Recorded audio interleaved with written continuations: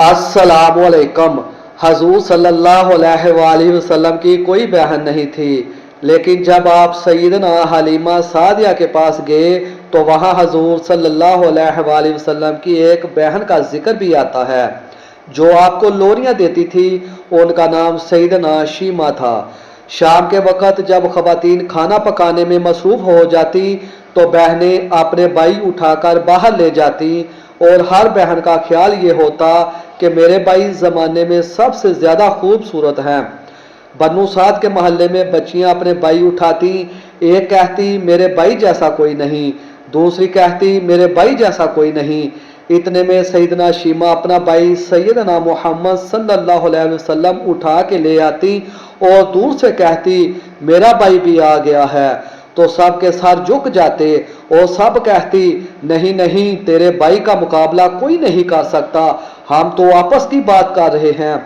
सैयदना शीमा हजूर सल्लल्लाहु अलैहि वसल्लम को अपनी गोद में लेकर समेटती और फिर झूमती और फिर वो लोरी देती और लोरी के अल्फाज भी लिख दिए जिनका तर्जुमा है, ऐ हमारे रब, मेरे भाई मोहम्मद सल्लल्लाहु अलैहि वसल्लम को सलामत रखना। आज ये पालने में बच्चों का सरदार है, कल वो जवानों का भी सरदार होगा। और फिर झूम जाती। फिर वो ज़माना भी आया कि हजूर सल्लल्लाहु अलैहि वसल्लम मक्के चले गए और सैयदना शीमा भी जवान हुई। उनकी शादी भी किसी कबीले में हो गई। हजूर सल्लल्लाहु अलैहि वसल्लम ने इलान नबुव्वत किया, 13 साल का वक़्त भी गुजर गया और आप सल्लल्लाहु अलैहि वसल्लम मदीना तशरीफ़ ले गए। जब गज़वात का सिलसिला शुरू हुआ तो जिस कबीले में सैयदना शीमा की शादी हुई थी उस कबीले के साथ मुसलमानों का टकराव हो गया। अल्लाह रब्बुल इज़्ज़त ने मुसलमानों को फतह अता कर दी तो उस कबीले के चंद लोग सहाबा कराम के हाथों गिरफ्तार होकर कैद कर दिए गए। तब वो लोग अपने कैदियों को छुड़ाने के लिए फिदिया जमा करने लगे। कबीले के सरदार भी घर घर जाकर रकम जमा कर रहे थे। चलते चलते वो सैयदना शीमा के घर पहुंच गए जो कि अपनी उम्र का एक खासा हिस्सा गुजार चुकी थी। कहने लगे कि इतना हिस्सा आपका भी आता है। सैयदना शीमा ने कहा, हिस्सा किस लिए?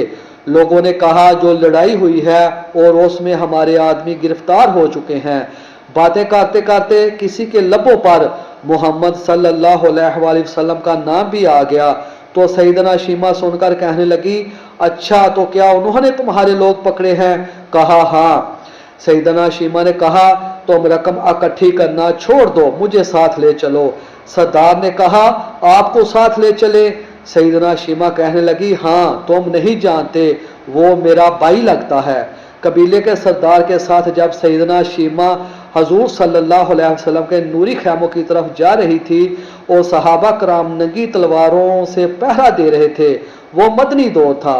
सैयदना शीमा कौम के सरदारों के साथ जब आगे बढ़ने लगी तो सहाबा कराम ने तलवारें सोंटी और पुकारा, ओ देहाती औरत रुक जा, देखती नहीं आगे कूचा रसूल सल्लल्लाहु अलैहि वसल्लम है, आगे बगैर अजान के जिब्राइल भी नहीं जा सकते, तुम कौन हो? सैयदना शीमा ने जवाब में जो अल्फाज कहे उनका उर्दू तर्जमा ये है, मेरी राहें छोड़ दो, तुम जानते नहीं मैं तुम्हारे नबी सल्लल्लाहु अलैहि वसल्लम की बहन लगती हूँ।